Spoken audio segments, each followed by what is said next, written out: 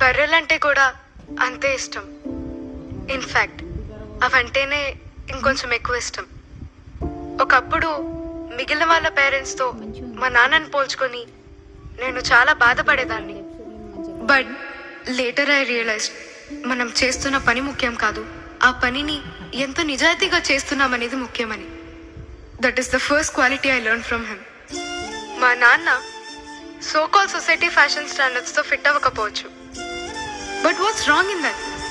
Hiding the truth prevents us from celebrating our uniqueness and learning from experiences. మనందరం తప్పులు చేస్తాం, కానీ వాటి నుండి నేర్చుకొని ఇంకా ఎంత బెటర్ పర్సన్ అవుతామనేది ముఖ్యం. ఒకప్పుడు మా నాన్న దగ్గర నుండి వచ్చే పేడవాసన అంటే నాకెంతో అసహ్యం వేసేది. But why should I be ashamed of it?